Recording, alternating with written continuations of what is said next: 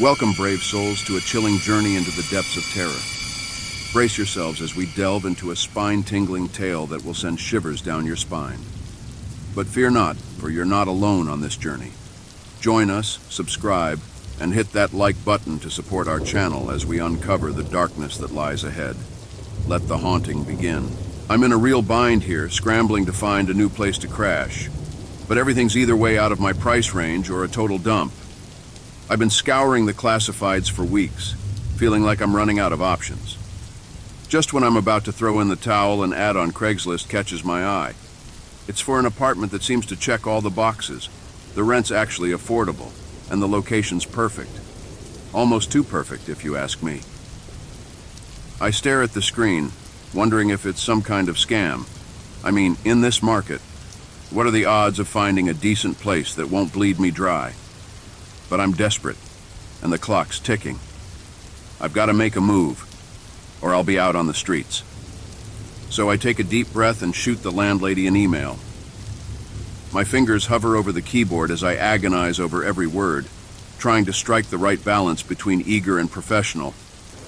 I hit send and wait, my heart pounding in my chest. Minutes feel like hours, but finally a reply pops up in my inbox. The landlady's down to show me the place. I hastily type out a response, suggesting a time to swing by and check it out. As I lean back in my chair, a mix of relief and apprehension washes over me. I might have just found my golden ticket out of this mess, but I can't shake the feeling that it all seems a little too good to be true. I arrive at the apartment complex, a knot forming in my stomach as I double-check the address. The building looks decent enough from the outside, but I've been burned before. I take the stairs two at a time, my mind racing with all the ways this could go south. When I reach the unit, the landlady's already waiting for me. She's got this quirky vibe about her, with her cat-eye glasses and vintage threads. "Hey there, you must be the one who emailed me," she chirps, extending a hand. "I'm Maggie." I introduce myself and follow her inside, bracing for the worst. But as I step over the threshold, my jaw nearly hits the floor. The place is a total gem, spotless, with tons of natural light flooding in through the windows.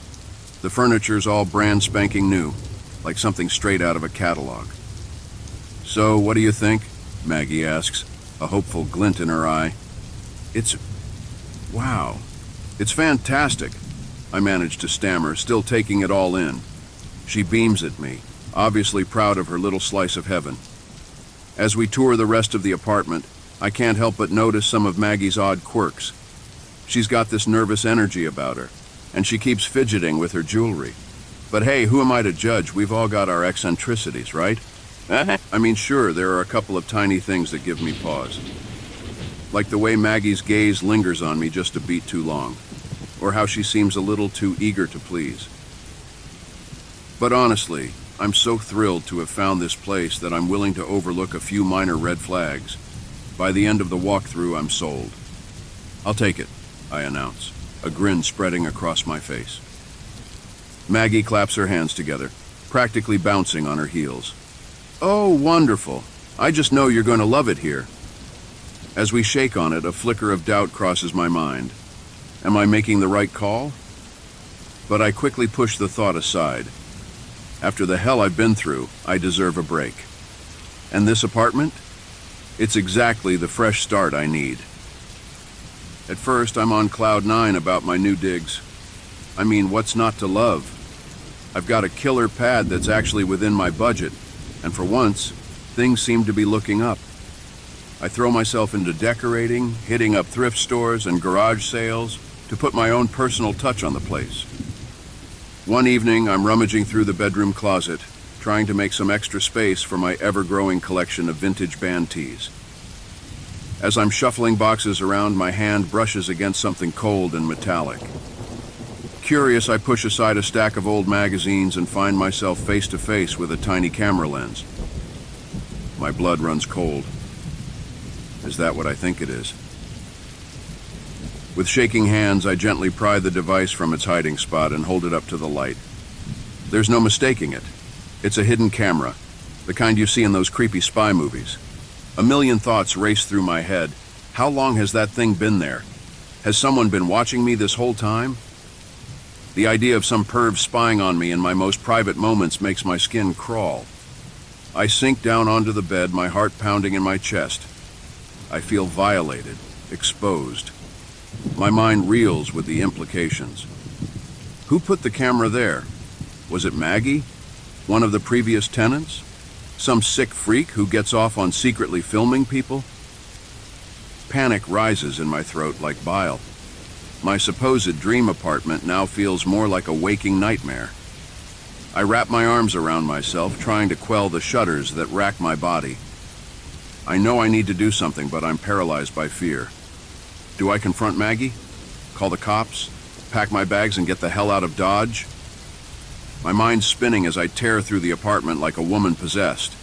I'm flipping over couch cushions, ripping open cabinets, and peering into every nook and cranny. With each new camera I uncover, my stomach churns with a sickening mix of horror and disbelief. They're everywhere. In the bedroom, hidden among the tchotchkes on my bookshelf. In the bathroom, nestled in the wicker basket where I keep my toiletries. Even in the kitchen, tucked behind the spice rack. The level of violation is staggering. As I stand there, surrounded by the evidence of my shattered privacy, the pieces start to fall into place. This whole setup, the too-good-to-be-true apartment, Maggie's over-the-top friendliness, the way she seemed to know just a little too much about me. It was all a carefully orchestrated trap. But why? What could anyone possibly hope to gain by turning my life into some twisted reality show? Is it blackmail? A sick form of voyeurism? Or something even more sinister? I sink to the floor, my knees hugged to my chest as wave after wave of panic crashes over me. I've never felt so utterly helpless, so completely at the mercy of some faceless puppet master pulling the strings. My mind races with increasingly terrifying scenarios.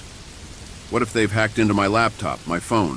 What if they've been following me, watching my every move? The thought of my entire life being laid bare for some psycho's amusement is enough to make me want to scream. But I can't afford to fall apart, not now. I need to keep my wits about me to figure out my next move. Do I confront Maggie, demand answers? Or do I run as far and as fast as I can and never look back? As I sit there paralyzed by indecision, one thing becomes painfully clear. I'm trapped in a living nightmare and I have no idea how to wake up. I can't take it anymore. The walls are closing in and every shadow holds a new threat. I feel like I'm suffocating, like the very air is poisoned with the stench of my betrayal. In a burst of adrenaline-fueled clarity, I make a decision. I have to get out, now. I scramble to my feet, my heart pounding so hard I'm afraid it might burst. I don't bother with a suitcase. There's no time. I grab my essentials, phone, wallet, keys, and stuff them into my pockets with trembling hands. I take one last look around the apartment that was supposed to be my sanctuary, but now feels more like a prison cell. The cameras glint at me from every corner, mocking me with their silent witness. I bolt for the door, half expecting to find it locked, but it swings open easily. I don't bother with the elevator. I'm too afraid of who or what I might encounter. Instead, I take the stairs two at a time, my footsteps echoing in the empty stairwell. I burst out onto the street, gulping in lungfuls of cool night air. For a moment, I'm frozen, unsure of where to go. But then my survival instincts kick in, and I start running. I don't stop until I'm blocks away, my sides aching and my lungs burning. Only then do I allow myself to collapse against a graffiti-covered wall, my entire body shaking with a toxic cocktail of fear and exhaustion. With fumbling fingers, I dial 911. When the operator answers, the words come pouring out of me in a jumbled rush. I tell them everything. The hidden cameras, the sinister setup, my growing certainty that I'm in terrible danger. But as I listen to myself, I can hear how unhinged I sound, like some paranoid junkie, raving about conspiracies and unseen enemies. The operator's voice is tinged with skepticism, and I can't really blame them. Without proof, without those cameras I so carelessly left behind, I'm just another hysterical woman crying wolf. As the reality of my situation sinks in, I feel a new kind of despair wash over me. I'm alone, adrift in a city that suddenly feels alien and menacing. I've been drifting for days now.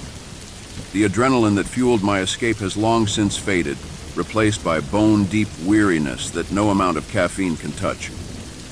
I'm back to square one, scouring the classifieds for a new place to lay my head. But this time, there's an added layer of desperation, a frantic edge to my search. Every shadow holds a threat, every stranger a potential enemy.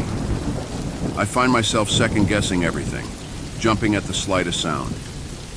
Is that guy on the subway just another commuter? Or is he following me?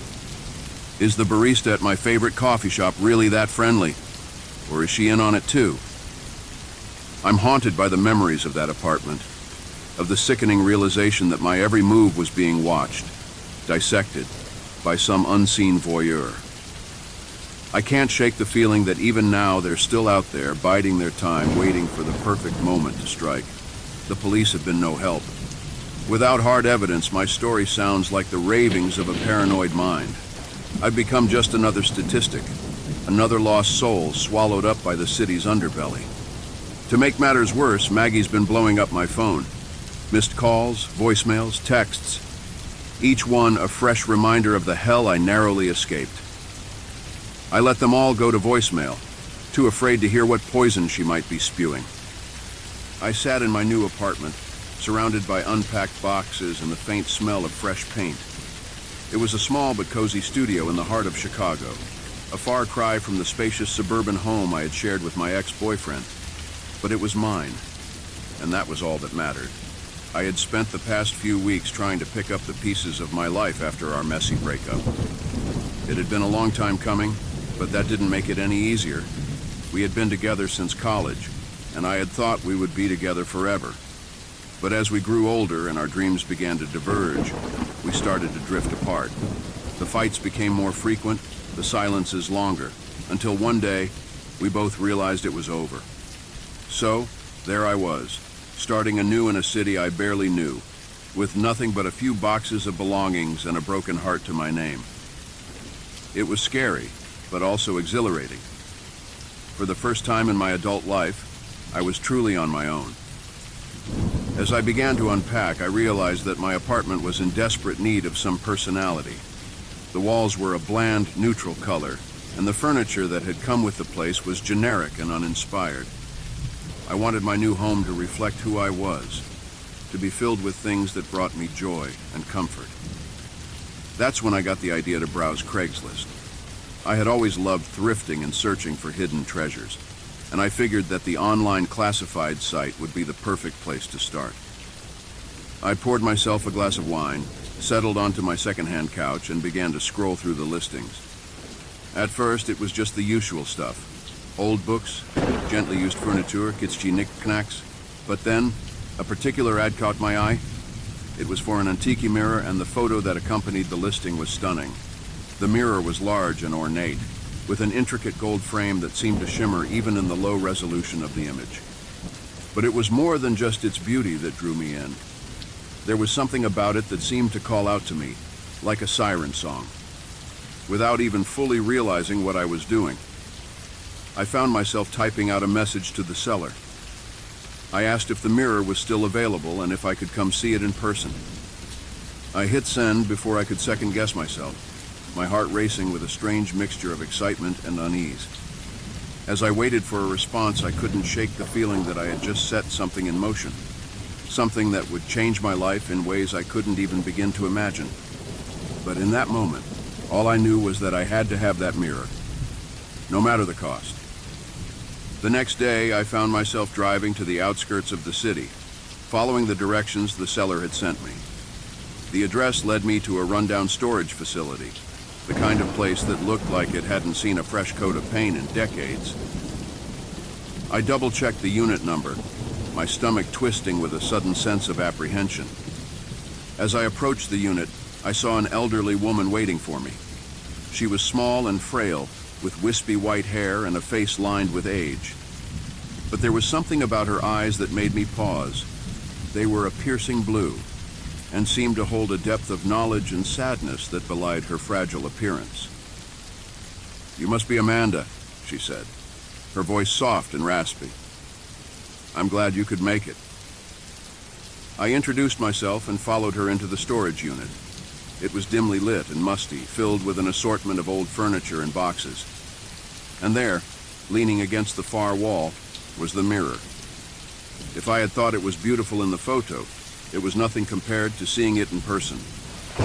The gold frame was even more intricate than I had realized, with delicate swirls and patterns that seemed to dance in the low light. The glass itself was slightly clouded with age, but it only added to its charm. "It's stunning," I breathed, taking a step closer. The old woman smiled, but there was a hint of something else in her expression, a flicker of unease, perhaps even fear. "It's been in my family for generations," she said, running a finger along the frame. "My grandmother bought it at an estate sale back in the 1920s. It's seen a lot of history." I nodded, transfixed by the mirror's beauty. "I can imagine." The woman hesitated, as if weighing her words carefully. "I've always felt a strange connection to it, but lately it's begun to feel more like a burden, like it's time for someone else to take it on." I tore my gaze away from the mirror to look at her. "What do you mean?" She shook her head, a sad smile playing at the corners of her mouth. "Just a feeling, I suppose. But I think it's meant to be with you, Amanda. Call it an old woman's intuition." I didn't quite know how to respond to that, so I just nodded. We discussed the price, and I handed over the cash without a second thought. The mirror was mine.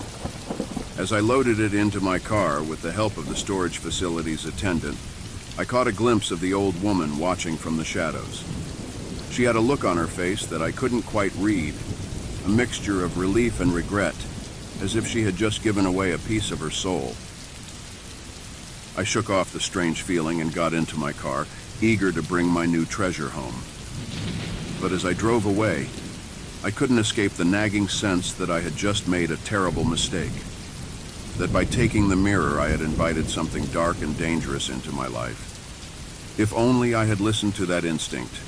If only I had known then what I know now.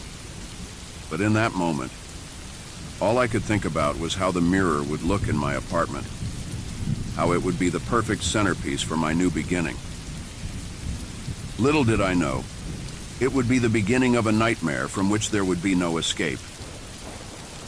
I hung the mirror in my living room, positioning it so that it would catch the light from the window. It was even more breathtaking in my apartment, the gold frame gleaming against the stark white walls. I couldn't stop admiring it, finding myself drawn to its reflection at all hours of the day. At first, everything seemed normal. I went about my daily life, working at my job as a graphic designer and settling into my new routine. But then, strange things started happening. It began with the shadows. I would catch glimpses of movement in the mirror's reflection, dark shapes darting just out of sight. At first, I dismissed it as a trick of the light or my own overactive imagination. But as the days went on, the shadows became more frequent, more tangible. I started to feel like I was being watched, even when I was alone in my apartment. I would be working on my laptop or cooking dinner, and suddenly, the hairs on the back of my neck would stand up, a chill running down my spine. I would whirl around expecting to see someone standing behind me, but there was never anyone there. And then there were the dreams. Every night I would find myself trapped in a nightmarish version of my apartment, the walls closing in around me and the air thick with a sense of dread.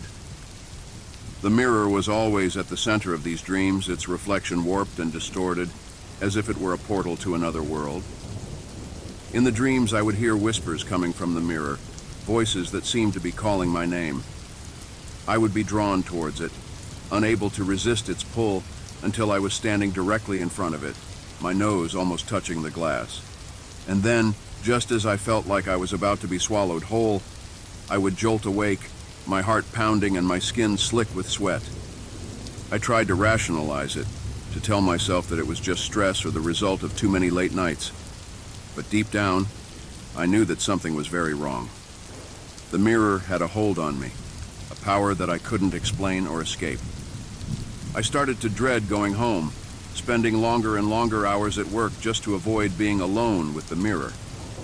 But even there, I couldn't shake the feeling of unease that had settled over me like a shroud. My coworkers started to notice the change in me. I was jumpy and irritable, snapping at the slightest provocation. I had always been known for my calm demeanor and easy smile, but now I was like a different person, someone haunted and afraid. I knew I needed to do something, to find a way to break the mirror's hold on me. But I didn't know where to start. I felt like I was losing my mind, like I was being pulled into a darkness from which there was no escape. And then, one night, something happened that would change everything. I woke up to find myself standing in front of the mirror, my hand pressed against the glass.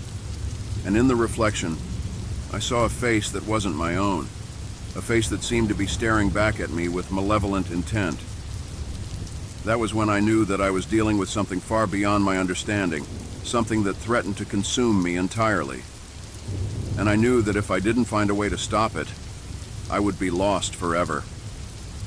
The face in the mirror haunted me, its eyes boring into my soul even when I was awake. I couldn't shake the feeling that it was trying to tell me something, to warn me of some impending doom. But the more I tried to understand it, the more it seemed to slip away, like a half-remembered dream. I became obsessed with the mirror, spending hours staring into its depths, searching for answers. I would sit in front of it for hours on end, my eyes straining to see beyond my own reflection. I stopped going to work, stopped answering calls and texts from my friends and family. Nothing else mattered anymore, only the mirror and the secrets it held. As the days turned into weeks, I felt myself slipping away. I was losing weight, my skin growing pale and sallow. I was sleeping less and less, the nightmares becoming more vivid and terrifying with each passing night. I knew I was falling apart, but I couldn't stop. The mirror had a hold on me that I couldn't break. And then one day, I found it. Hidden in the intricate carvings of the frame, so small and faint that I had missed it before. A name etched into the gold. Meline Ashton. It was like a jolt of electricity through my body. I knew that name, though I couldn't remember where I had heard it before. I rushed to my laptop, my fingers flying over the keys as I searched for any information I could find. What I discovered sent a chill down my spine. Meline Ashton had been a wealthy socialite in the 1920s, known for her beauty and her obsession with youth. She had been the talk of the town, always on the arm of some handsome suitor or another. But there were whispers, dark rumors that followed her like a shadow. They said that Meline had a secret, a way to stay young and beautiful forever, that she had made a deal with the devil himself, trading her soul for eternal youth, and that the mirror had been her prized possession, a portal to a world beyond our own. I felt a sickening sense of dread wash over me as I read the stories. It all made sense now. The strange pull of the mirror, the nightmares, the face in the reflection. Meline Ashton had been trying to warn me, to show me the truth. But it was too late. I was in too deep, the mirror's hold on me too strong to break. I knew that I had to confront it, to face the darkness that lurked within its depths. And so, with a trembling hand, I reached out and touched the glass, feeling the icy chill of it against my skin. In that moment, everything changed. The world around me seemed to melt away, replaced by a swirling vortex of shadows and light. I felt myself being pulled forward, my body weightless and insubstantial. And then, I was falling, tumbling through an endless void, the mirror's surface shattering into 1,000 glittering shards. When I opened my eyes, I was somewhere else entirely, a place of darkness and despair, where the very air seemed to pulse with an ancient, malevolent energy. And there, waiting for me, was Meline Ashton herself, her beauty as radiant and terrible as the sun. "Welcome, my dear," she said, her voice a silken purr. "I've been waiting for you." And with those words, I knew that my fate was sealed. I had stepped through the looking glass, and there was no going back. The mirror had claimed me, body and soul, and I was forever lost to its dark embrace. I stared at Meline Ashton, my heart pounding in my chest. She was just as beautiful as the stories had described, her porcelain skin unmarred by age, her eyes a deep, hypnotic green. But there was something else there, too. A darkness that seemed to swirl beneath the surface, a hunger that could never be satisfied. "What do you want from me?" I asked, my voice trembling. Meline smiled, her teeth a dazzling white. "Oh, my dear, it's not about what I want. It's about what you want, what you've always wanted." She reached out and caressed my cheek, her touch icy and electric. I felt a jolt of fear and desire run through me, a heady mix of emotions that left me breathless. "You see, the mirror is a gateway," she continued, her voice low and seductive. "A portal to a world where your deepest desires can come true, where you can be young and beautiful forever, just like me." I shook my head, trying to clear the fog that had settled over my mind. "But at what cost?" I asked. "What did you have to give up to achieve this?" Meline's smile faltered, a flicker of something dark and painful crossing her face. "Everything," she whispered. "My soul, my humanity, my very existence. But it was worth it, don't you see? To never age, to never die, to be forever young and adored." She stepped closer to me, her body pressing against mine. I could feel the chill emanating from her, the unnatural coldness of her skin. "And you can have it too, Amanda. All you have to do is let go to give yourself over to the mirror's power." I felt a wave of revulsion wash over me, mixed with a sickening sense of temptation. A part of me wanted to give in, to let the mirror take me, to escape the pain and uncertainty of my own life. But another part of me, the part that still clung to my humanity, recoiled in horror at the thought. "No," I said, my voice growing stronger. "I won't do it. I won't become like you, a slave to this twisted power." Meline's face contorted with rage, her beauty twisting into something monstrous and inhuman. "You fool," she hissed. "You have no idea what you're rejecting. The mirror chose you, just as it chose me. You cannot escape your fate."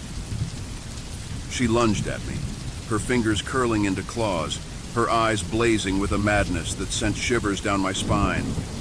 I stumbled backwards, my heart racing, my mind reeling. And then, just as I thought all was lost, I remembered something. A story I had read long ago, a tale of a woman who had faced a similar temptation. A woman who had found the strength to resist, to shatter the mirror that held her captive. And in that moment, I knew what I had to do. I closed my eyes, summoning every ounce of courage and willpower I possessed. And then, with a scream of defiance, I lashed out, my fist connecting with the mirror's surface, the glass shattering into 1,000 glittering shards. The world around me exploded into chaos, the darkness shattering like a pane of glass. I felt myself falling, tumbling back through the void, my body weightless and insubstantial. And then, with a jolt, I was back in my own world, my own reality. I lay on the floor of my apartment, my chest heaving, my body drenched in sweat. The mirror lay in pieces around me, its power broken, its hold on me shattered. And in that moment, I knew that I was free, that I had won. But even as I struggled to my feet, even as I felt the weight of my ordeal lifting from my shoulders, I knew that I would never be the same. The mirror had changed me, had shown me the depths of my own darkness, the temptations that lurked within my soul. And I knew that I would carry that knowledge with me always, a reminder of the price of desire and the strength it takes to resist its call. I sat on the floor of my apartment, surrounded by the shattered remains of the mirror, my mind reeling from the events that had just transpired. It felt like a dream, a nightmare that I had somehow managed to escape. But the cuts on my hands, the bruises on my body were all too real. I took a deep, shuddering breath, trying to calm my racing heart. I knew I needed to get up, to start picking up the pieces of my life. But I couldn't seem to find the strength, the will to move. It was as if all the energy had been drained from my body, leaving me hollow and empty. As I sat there, my eyes drifted to the window, to the world outside. It was a bright, sunny day, the kind of day that usually filled me with joy and optimism. But now everything seemed different, tainted by the darkness that I had faced. I knew I needed help, needed someone to talk to about what had happened. But who would believe me? Who would understand the horrors I had witnessed, the temptations I had faced? I felt utterly alone, cut off from the world around me. Days passed, and I barely left my apartment. I called in sick to work, ignoring the increasingly frantic messages from my boss and coworkers. I couldn't face them, couldn't bear the thought of trying to explain what had happened. I spent my days in a haze, drifting from room to room, my mind plagued by visions of Meline Ashton and the dark world she had shown me. I barely ate, barely slept, my body and mind consumed by a gnawing emptiness that I couldn't seem to fill. And then one day there was a knock at my door. I froze, my heart pounding in my chest. I hadn't had any visitors since the incident with the mirror, and I couldn't imagine who it could be. I crept to the door, my hand trembling as I reached for the knob. And there, standing on the other side, was the old woman who had sold me the mirror, her face lined with concern. "Amanda," she said, her voice soft and gentle. I knew something was wrong. I could feel it, like a disturbance in the air. I stared at her, my eyes wide with shock and fear. "How did you find me?" I asked, my voice hoarse from disuse. She smiled sadly, her eyes filled with a knowing sadness. "The mirror," she said simply. "It called to me, just as it called to you." I felt a surge of anger then, a bitterness that welled up from somewhere deep inside me. "Why didn't you warn me?" I asked, my voice trembling with rage. "Why didn't you tell me what it could do?" The old woman sighed, her shoulders slumping with the weight of her own guilt. "I tried," she said softly. "I tried to tell you, in my own way. But the mirror's power is strong, and it has a way of blinding those who fall under its spell." She reached out then, her hand resting gently on my arm. "But you broke free," she said, her voice filled with awe and admiration. "You found the strength to resist, to shatter the mirror's hold on you. And that, my dear, is a rare and precious thing." I felt a tear slide down my cheek, a release of all the emotions I had been holding inside. And in that moment I knew that I wasn't alone, that there was someone who understood, who believed. And with that knowledge I felt a flicker of hope, a tiny spark of light in the darkness that had consumed me. It was a small thing, a fragile thing, but it was a start. And for the first time since I had looked into the mirror's depths, I began to believe that I might just survive this nightmare. The old woman's visit was a turning point for me. It was a reminder that I wasn't alone, that there were people who understood the darkness I had faced. And with that knowledge, I began to take tentative steps towards healing. I started by reaching out to my friends and family, the people who had been trying to contact me for weeks. I told them a version of the truth, leaving out the more fantastical elements of my experience. I said that I had been going through a difficult time, that I had been struggling with my mental health. It wasn't the whole story, but it was enough to begin rebuilding the bridges I had burned. I also sought out professional help, finding a therapist who specialized in trauma and paranormal experiences. It was a relief to finally be able to talk about what had happened, to have someone who listened without judgment or skepticism. My therapist helped me to process my feelings, to work through the guilt and shame that had been eating away at me. But even as I began to heal, I couldn't shake the feeling that my ordeal was far from over. The mirror may have been shattered, but its influence still lingered, like a dark cloud on the horizon. And then, one day, I received a package in the mail. It was a small, nondescript box with no return address or sender information. I opened it with trembling hands, my heart pounding in my chest. Inside, nestled in a bed of tissue paper, was a shard of the mirror, its edges jagged and sharp, and with it, a note written in an elegant, flowing script.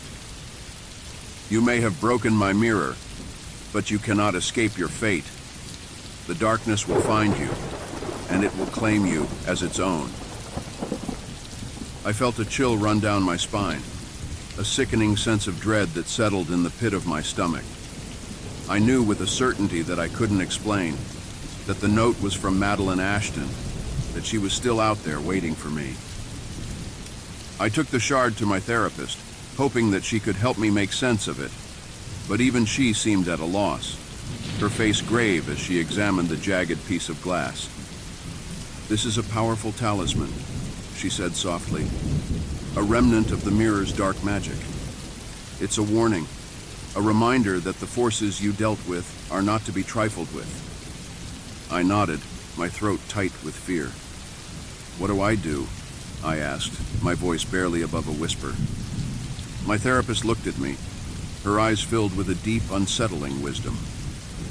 "You have to confront this, Amanda," she said gently. "You have to face the darkness head-on, or it will consume you from the inside out." I knew she was right, knew that I couldn't run from this forever. But the thought of facing Meline again, of delving back into the mirror's dark depths, filled me with a terror that I could barely comprehend. And yet, even as I struggled with my fear, I knew that I had no choice.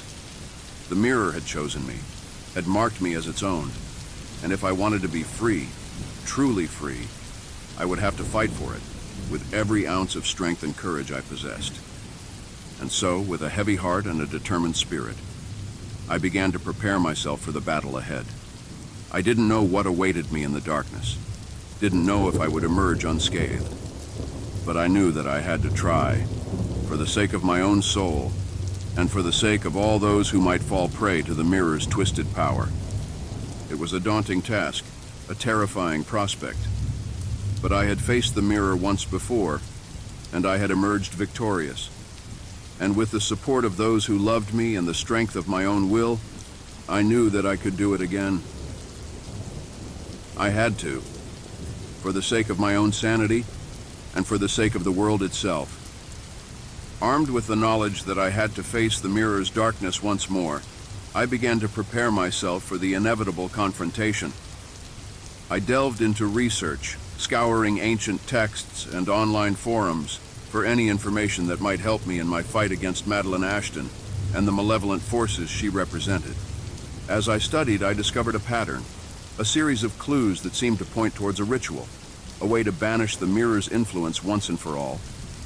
It was a daunting prospect, a ceremony that would require all of my strength and willpower, but I knew that I had no choice. I had to see this through, no matter the cost. I gathered the necessary components, each one imbued with a powerful symbolic meaning. A candle, to represent the light of truth. A silver coin, to symbolize the power of purity. And a lock of my own hair, to serve as a conduit for my own spiritual energy. On the night of the full moon, I began the ritual, my heart pounding in my chest as I recited the ancient words that I had memorized. I could feel the darkness pressing in around me, the mirror's shattered remnants pulsing with a malevolent energy. As I chanted, I could feel Meline's presence, her icy breath on the back of my neck, her fingers clawing at my soul. But I refused to let her in, refused to let her take control. I focused all of my energy on the ritual, on the power of the symbols I had gathered. And then, just as I was about to complete the final incantation, I heard a voice, a whisper that seemed to come from the very depths of my own mind. "You cannot win," it said, its tone mocking and cruel. "You are nothing, a mere mortal playing at power beyond your comprehension." I felt a flicker of doubt, a moment of hesitation. But then I remembered all that I had been through, all that I had overcome. I remembered the strength of my own will, the power of my own convictions. And with a final shout of defiance, I completed the ritual, my voice ringing out in the darkness like a clarion call. There was a blinding flash of light, a surge of energy that knocked me to the ground. And then, silence. A deep and profound stillness that seemed to stretch on for an eternity.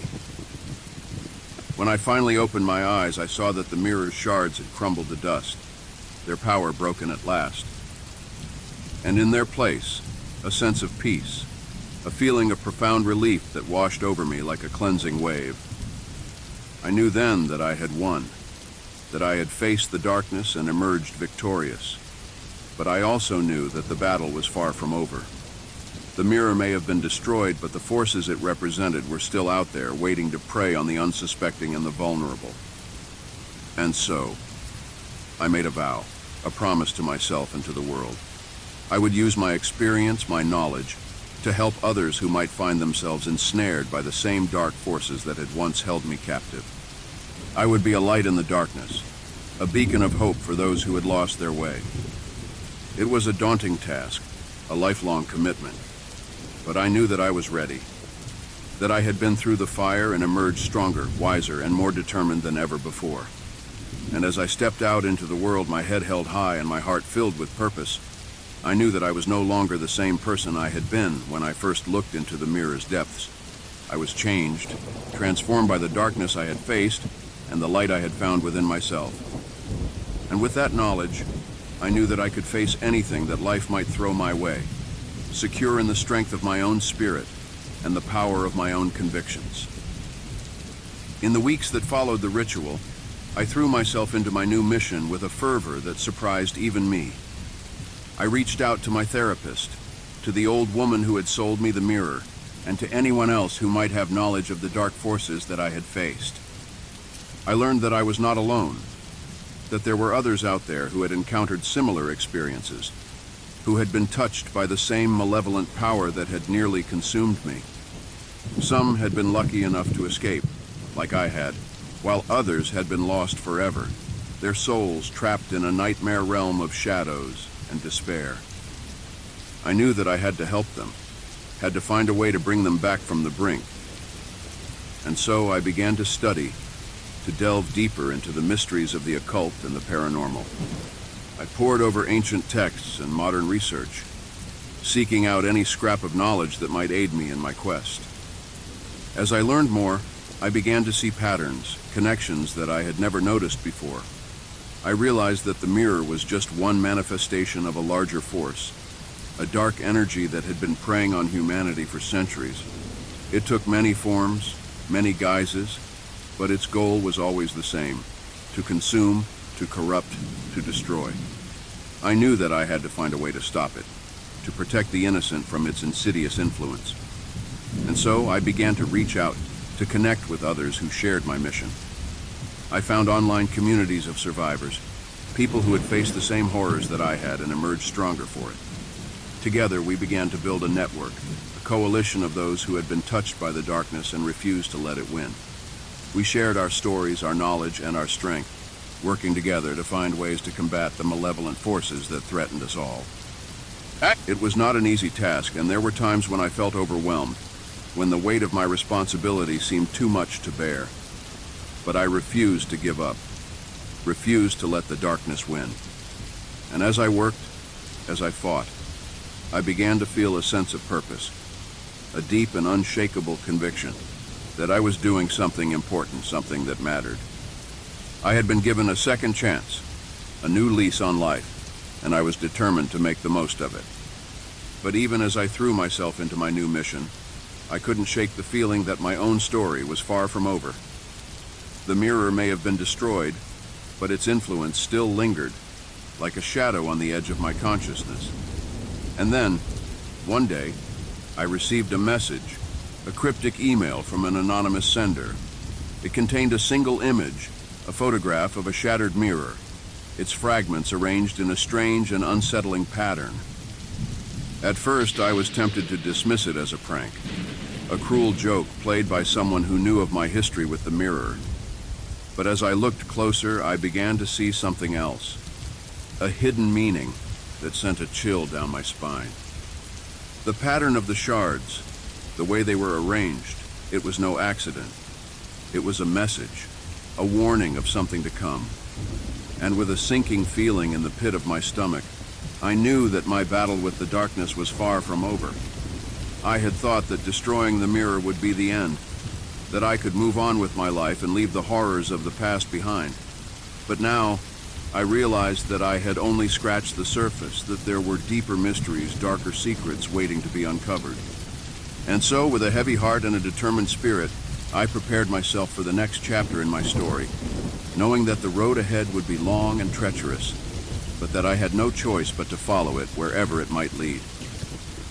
The anonymous message was just the beginning.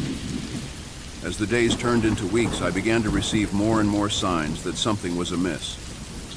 Strange dreams haunted my sleep, visions of shattered mirrors and dark, twisted figures that seemed to beckon me from the shadows. At first, I tried to ignore them, to write them off as the lingering effects of my trauma.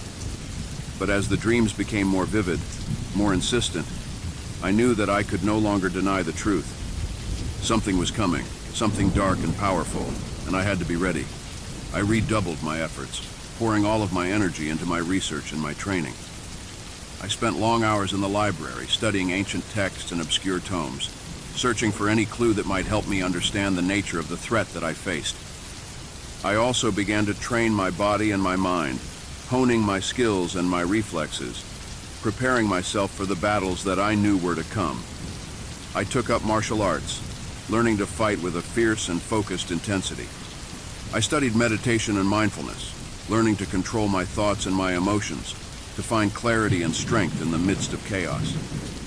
As I worked, I began to notice a pattern, a series of strange and unsettling events that seemed to be connected to my own experiences with the mirror.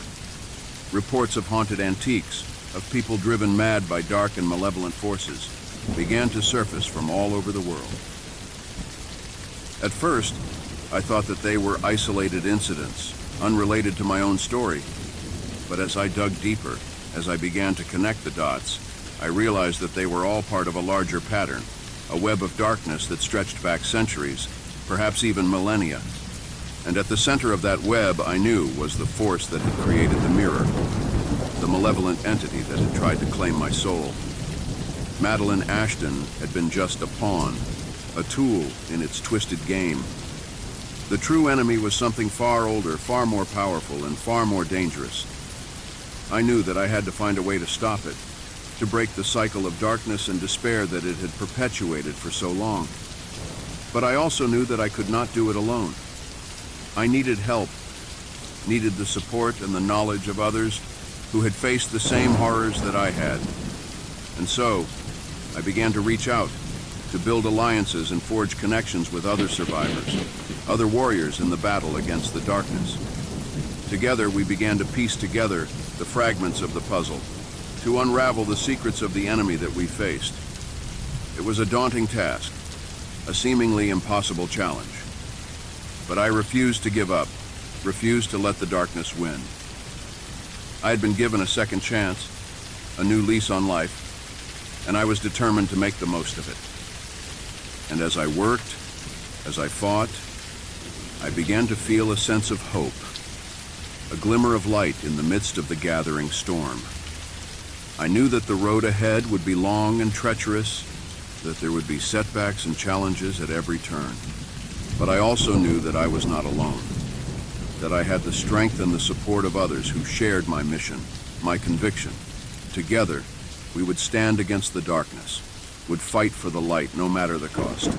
And so with a fierce determination and an unshakable resolve, I prepared myself for the battles to come, knowing that the fate of countless souls hung in the balance, and that I would stop at nothing to ensure that the light would prevail. As the pieces of the puzzle began to fall into place, I knew that the time had come for me to face my destiny. The dark force that had created the mirror, the entity that had tried to claim my soul, was on the move, and I had to stop it before it was too late. I gathered my allies, the brave and determined souls who had joined me in my fight against the darkness. Together, we made our final preparations, honing our skills and gathering our resources for the battle that lay ahead. We tracked the entity to an abandoned warehouse on the outskirts of the city, a place that seemed to pulse with an unnatural energy. As we approached, I could feel the darkness pressing in around us, a tangible force that sought to smother the light. But I refused to let it win, refused to give in to the fear and the despair that threatened to overwhelm me. I had come too far, fought too hard to let the darkness claim me now. With a fierce cry of defiance, I led my team into the warehouse, into the heart of the enemy's lair. The entity was waiting for us, a twisted and malevolent presence that seemed to fill the entire space with its vile energy. It taunted us, mocked our efforts to stop it, claiming that we were nothing more than insignificant specks in the grand scheme of things. But I knew better, knew that every soul had value, every life had meaning. And so, with a determination born of desperation, I launched myself at the entity, my allies by my side. We fought with everything we had, every ounce of strength and courage and conviction that we could muster. It was a battle unlike any I had ever experienced, a struggle that pushed us to the very limits of our endurance. The entity lashed out with tendrils of darkness, seeking to ensnare us, to drag us down into the depths of its twisted realm. But we fought back, our weapons and our wills united in a common cause. We poured every ounce of our energy, every shred of our hope and our faith into the fight, knowing that the fate of countless souls hung in the balance. And then, in a moment of blinding clarity, I saw my chance. The entity had overextended itself, had left itself vulnerable to a final decisive strike. With a cry of triumph, I lunged forward, my weapon blazing with a pure and radiant light. The entity screamed, a sound of rage and pain and despair that seemed to shake the very foundations of the world. It writhed and thrashed, its form dissolving into a mass of shadows and chaos. And then, with a final, shuddering gasp, it was gone, banished back to the dark realm from whence it had come. The warehouse was silent, the air still and heavy with the weight of what had just transpired. I collapsed to the ground, my body and mind exhausted from the ordeal. My allies gathered around me, their faces etched with a mixture of relief and awe. We had done it, had faced the darkness and emerged victorious. But we knew that our work was far from over, that there would always be new threats, new challenges to face. But for now, in this moment of triumph, we could rest, could bask in the knowledge that we had made a difference, had struck a blow for the light in the eternal battle against the darkness. And as I looked around at the faces of my allies, at the brave and determined souls who had fought by my side, I knew that I had found my true purpose, my true calling. I had been given a second chance, a new lease on life, and I knew that I would spend the rest of my days fighting for the light, for the hope and the beauty and the goodness that made life worth living. I should have known better than to trust that ad on Craigslist, but I was a broke college student, desperate for any part-time job I could get my hands on. Tuition and rent weren't going to pay themselves. The ad was for a night shift position at an antique doll shop, seeking reliable individual for evening hours, no experience necessary, pays cash. It seemed simple enough. I'd always found dolls a bit creepy, with their glossy painted eyes that follow you around the room. But I figured I could suck it up for a few hours each night if it meant having some extra money in my pocket. I should have listened to the twisting feeling in my gut as I reached for my phone to respond to the ad. But hindsight is 20/20, as they say. By the time I realized what I'd gotten myself into, it was already too late. The door of that shop had closed behind me, trapping me inside with those terrible, watchful dolls. Looking back, I wonder what would have happened if I'd just kept scrolling past that ad. If I'd waited for a different job to come along. But I didn't. And now, I'll never be the same. The things I saw in that shop, the things those dolls did, they'll haunt me for the rest of my days. I know now there are evils in this world that defy explanation. Dark, twisted things lurking in the shadows, waiting for some foolish soul to stumble into their grasp. And that night in that doll shop, I became their prey. But I'm getting ahead of myself. Let me start at the beginning. That fateful evening when I first set foot inside that shop full of glassy-eyed horrors. If my tale can serve as a warning, to prevent even one other person from making the same mistake I did, then maybe reliving it will be worth the nightmares. As I stepped inside the antique doll shop, a musty smell filled my nostrils, and a chill ran down my spine. The dim lighting cast eerie shadows on the walls, and everywhere I looked, glassy eyes stared back at me. Dolls of all shapes and sizes lined the shelves, their painted faces frozen in expressions that ranged from unsettling to downright disturbing. The owner of the shop, an elderly woman with a hunched back and a crooked smile, greeted me with a raspy voice. "Welcome, my boy. I've been expecting you." Her words sent a shiver through me, but I tried to shake it off. I needed this job. She led me through the shop, explaining my duties in a low, monotonous tone. I was to dust the shelves, arrange the dolls, and keep an eye out for any potential customers. Simple enough, I thought. But as the night wore on, I began to feel increasingly uneasy. It started with small things. A flicker of movement in the corner of my eye. A soft, almost inaudible whisper that seemed to come from nowhere. I tried to convince myself it was just my imagination, but deep down I knew something was wrong. As I worked my way through the shop, I couldn't shake the feeling that I was being watched. The dolls' eyes seemed to follow me, their blank stares boring into my soul. I found myself whispering apologies to them as I moved them around, as if they could somehow hear me. And then I heard it, a soft, muffled giggle coming from the back of the shop. I froze, my heart pounding in my chest. Slowly, I turned around, scanning the room for the source of the sound, but there was nothing there. Just rows and rows of lifeless dolls. I tried to go back to my work, but the giggling continued, growing louder and more insistent. It seemed to be coming from everywhere and nowhere at once. And then, I saw it. A slight movement, a twitch of a tiny porcelain hand. One of the dolls was moving. I blinked, sure that my eyes were playing tricks on me. But there it was again. A subtle shift in position, a tilt of a head. And then another doll moved. And another. Their limbs jerked and twitched, their heads swiveled towards me, their painted eyes gleaming with a malevolent light. I stumbled back, knocking over a shelf in my panic. The dolls clattered to the floor, their porcelain faces shattering on impact. But still they kept coming, crawling towards me with a terrible, relentless purpose. I ran for the door, my heart pounding in my ears. But when I reached for the handle, I found it locked. The owner was nowhere to be seen. I was trapped, alone with the dolls and their insatiable hunger for my soul. That was just the beginning of my nightmare. Little did I know the true horror was yet to come. Trapped in the antique doll shop, I knew I had to find a way out. As the dolls continued their relentless pursuit, I frantically searched for an escape route.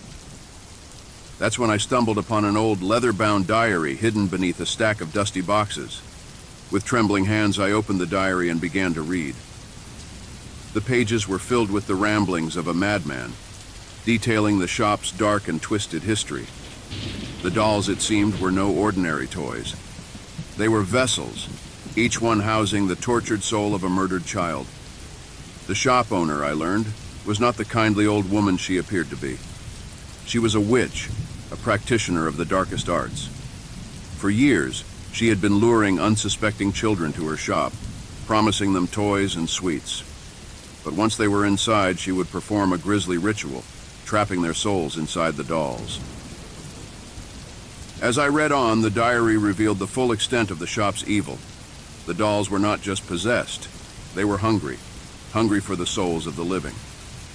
And now, they had set their sights on me.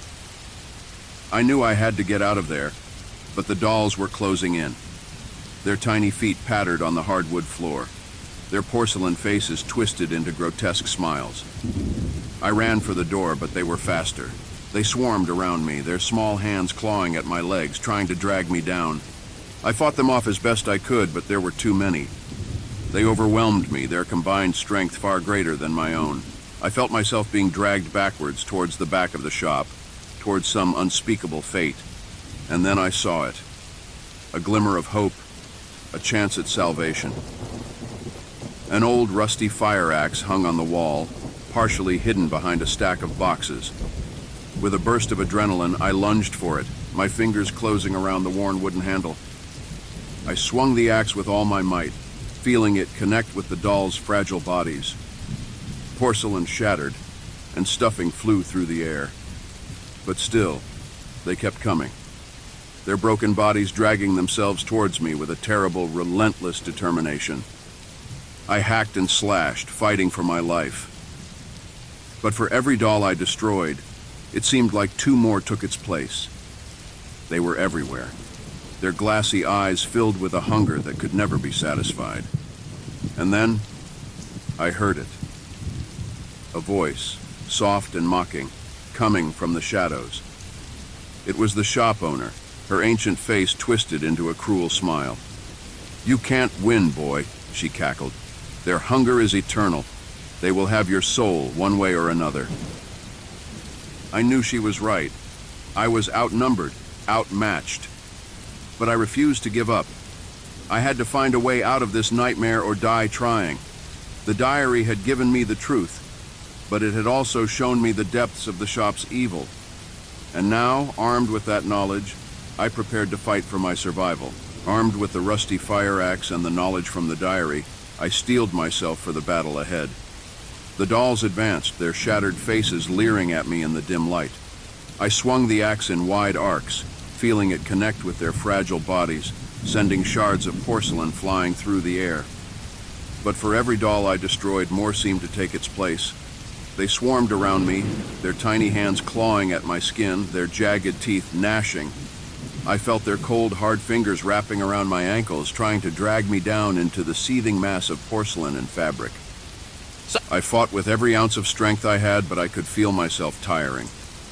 My arms ached from the weight of the axe, and my lungs burned with each ragged breath. The dolls, on the other hand, seemed to have an endless reserve of energy, fueled by their insatiable hunger for my soul. As I battled on, I caught glimpses of the shop owner out of the corner of my eye. She stood in the shadows, watching the fray with a twisted smile on her ancient face. I realized then that she was no mere bystander in this nightmare. She was the puppet master, the one who had orchestrated this whole horrific scenario. With a burst of anger-fueled energy, I fought my way towards her, the axe cleaving through the dolls in my path. But as I drew closer, I saw that she was not alone. Perched on her shoulder was a doll unlike any I had seen before. Its face was a grotesque mask of hatred, its eyes glowing with an otherworldly malevolence. The shop owner cackled as I approached, her voice filled with a terrible glee. "You fool," she spat. "Did you really think you could defeat us? We are Legion, and our hunger is eternal. Your soul will be ours, just like all the others." She waved her hand, and the dolls redoubled their attack, their movements becoming even more frenzied and erratic. I swung the axe with wild abandon, desperate to keep them at bay. But it was a losing battle. For every doll I destroyed, two more seemed to take its place. I knew I had to do something drastic, or I would be lost forever. My eyes darted around the shop, searching for anything that could help me. That's when I saw it, a small flickering candle, perched precariously on a shelf above the fray. With a final, desperate surge of energy, I fought my way towards the shelf, the dolls clawing at my legs with every step. I reached up, my fingers closing around the candle, and then, with a roar of defiance, I hurled it toward the shop owner. The candle shattered at her feet, the flickering flame catching the hem of her dress. In an instant, the fire spread, racing up her body in a whoosh of heat and light. She screamed, her voice filled with pain and rage as the flames consumed her. The dolls, too, began to burn, their porcelain skin blackening and cracking in the heat. They writhed and twisted, their movements becoming jerky and uncoordinated as the fire ate away at their stuffing. I staggered back, watching as the shop began to collapse around me. The shelves toppled, spilling their contents onto the floor in a cacophony of shattering porcelain. The walls buckled and groaned, the flames licking at the ancient wood. I knew I had to get out of there before the whole place came down on top of me. With a final, desperate effort, I fought my way towards the door, dodging falling beams and leaping over piles of burning debris. At last, I burst out into the cool night air, gulping down lungfuls of clean, sweet oxygen. Behind me, the shop collapsed in on itself, the flames reaching towards the sky like grasping fingers.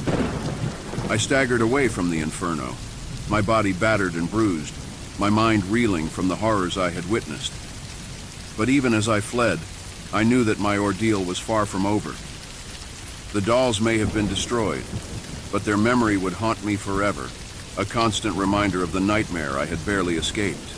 As the antique doll shop burned behind me, I stumbled out into the empty street, my lungs filled with smoke and my body aching from the battle.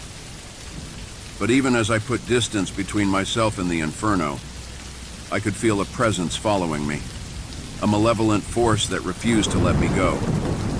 I turned, my heart pounding in my chest, and saw the shop owner emerging from the flames. Her body was a twisted, blackened ruin, her skin peeling away in charred strips.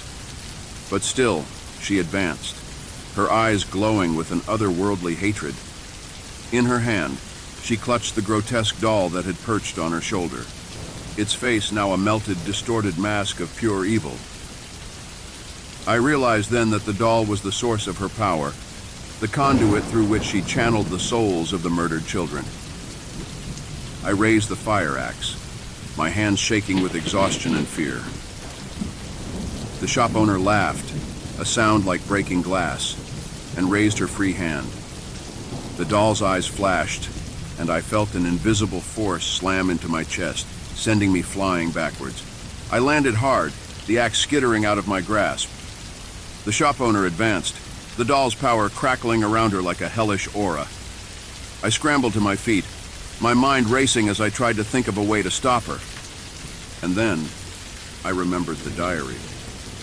The secret to defeating the shop owner lay within its pages, a ritual of cleansing that could banish the evil from this world forever. But to perform it, I needed the doll. With a roar of desperate fury, I launched myself at the shop owner, my hands reaching for the doll. She screamed in rage, her fingers clawing at my face as we grappled. I could feel the doll's power surging through me, a searing, agonizing pain that threatened to consume me whole. But I held on, my grip tightening around the doll's throat. The shop owner's struggles grew weaker, her eyes widening in shock and fear. And then, with a final wrenching effort, I tore the doll from her grasp. The effect was immediate. The shop owner crumpled to the ground, her body disintegrating into a pile of ash and charred bone. The doll, too, began to crumble, its power fading away like a dying ember. I staggered back, the doll's remains clutched in my hand. I knew what I had to do. With trembling fingers, I began to recite the words of the cleansing ritual, my voice growing stronger and more confident with each passing phrase. As I spoke, I could feel the souls of the murdered children rising from the ashes of the shop, their ghostly forms swirling around me in a vortex of light and shadow. One by one, they passed through me, their essence flowing into the doll's remains. And then, with a final, triumphant shout, I hurled the doll into the burning ruins of the shop. There was a blinding flash of light, a sound like 1,000 screaming voices, and then silence. I sank to my knees, my body shaking with exhaustion and relief. It was over. The shop owner was gone, the dolls were destroyed, and the souls of the murdered children were finally at peace. But even as I knelt there, surrounded by the smoking ruins of the nightmare, I knew that I would never be the same. The scars on my body would heal, but the scars on my mind would last forever. A constant reminder of the horror I had faced and the price I had paid for my survival. It's been several months since that fateful night at the antique doll shop, but the memories still haunt me. I try to go about my daily life, attending classes and hanging out with friends, But there's a part of me that feels forever changed, forever marked by the horrors I witnessed. I've tried to tell people about what happened, but no one believes me. They think I'm crazy, or that I'm making it all up for attention. Even the police, when I finally worked up the courage to go to them, dismissed my story as the ravings of a troubled mind. But I know the truth. I know what I saw, what I felt, what I did. The scars on my body may have faded, but the ones on my soul will never fully heal. I still see the dolls in my dreams, their shattered faces leering at me from the shadows. I still hear the shop owners' mocking laughter, echoing in the darkest corners of my mind. I've tried to move on, to put the past behind me, but it's not that simple. Every time I see a doll, whether it's in a store window or a child's hands, I feel a cold sense of dread wash over me. I can't help but wonder if there are other shops out there like the one I stumbled upon, other dark places where evil lurks, waiting for unsuspecting victims. I've become paranoid, constantly looking over my shoulder, jumping at every unexpected sound. I know it's not healthy, but I can't help it. The experience changed me, molded me into someone I barely recognize. But even in the midst of my fear and trauma, I found a strange sort of strength. I faced my worst nightmares and emerged victorious, forever altered but still alive. I know now that I'm capable of more than I ever believed, that I have a resilience and a courage I never knew I possessed. And so I go on. Day by day, step by step, I continue to put one foot in front of the other. I may never fully escape the shadows of that terrible night, but I refuse to let them consume me. I am a survivor, and that is a badge I will wear with pride for the rest of my days. But I will never forget the lesson I learned in that antique doll shop. The world is a darker, more dangerous place than I ever imagined, and evil can lurk in the most unexpected of places. I will never again let my guard down, never again trust blindly in the promises of strangers. And I will never, ever set foot in another doll shop, no matter how innocuous it may seem. Some traumas are too deep, some scars too indelible to ever fully forget. The nightmare may be over, but its echoes will linger, a reminder of the price I paid for my naivety. But I survived, and in the end, that's all that matters. I emerged from the darkness, battered and broken but still breathing. And as long as I have breath in my body, I will continue to fight, to survive, to live. Because in the face of true evil, sometimes that's all we can do.